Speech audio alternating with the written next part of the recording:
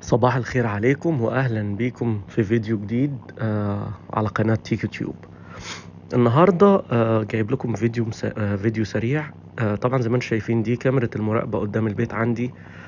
والعربية دي عربية اللي هم جامع القمامة او عمال النظافة.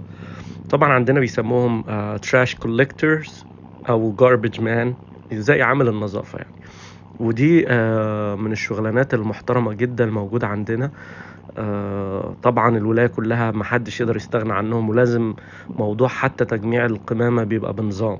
يعني في يوم يشيلوا فيه التراش اللي هي كل حاجة على بعضيها، وفي ايام للريسايكل. فطبعا العربية اللي انتم شايفينها دي للريسايكل بس، وبيبقوا شخصين بس او ممكن 3. واحد بيسوق وواحد معاه.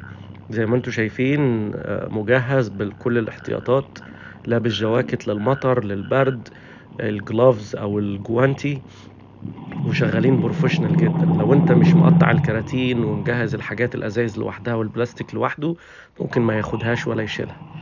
آه طبعا عشان في ناس مثلا هتقعد تقول طب انا لو انا مثلا ده انا اروح هناك اشتغل مثلا عامل قمامه.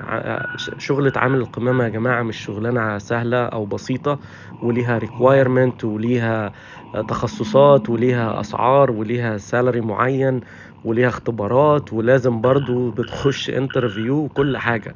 شغلانه زي اي شغلانه. الناس دي زي ما انت شايفهم هنا باللبس كده، بتشوفهم بالليل عادي خارجين ولابسين لبس عادي، ويوم الحد اللي رايح الكنيسة ولابس البدلة، وناس مية مية زيهم زي بتوع البوليس. تلاقيه الصبح لابس لبس البوليس، بالليل تتصدم ما تعرفش شكله. فدي شغلانة مش اللي هو أي حد يشتغلها أصلا، ليها شروط.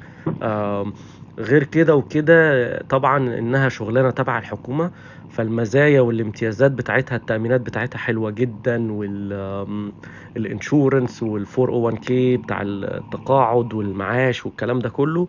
آم، آه، ليهم مميزة جدا.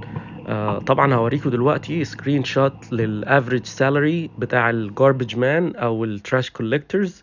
زي ما انتم شايفين اهو بيقول لكم هنا السعر يعني ممكن يوصل 200 و 250 الف كمان. شكرا لمتابعتكم في الفيديو. اشوفكم ان شاء الله في فيديو جديد. كان معكم طارق ابراهيم. شكرا ليكم والسلام عليكم ورحمة الله وبركاته.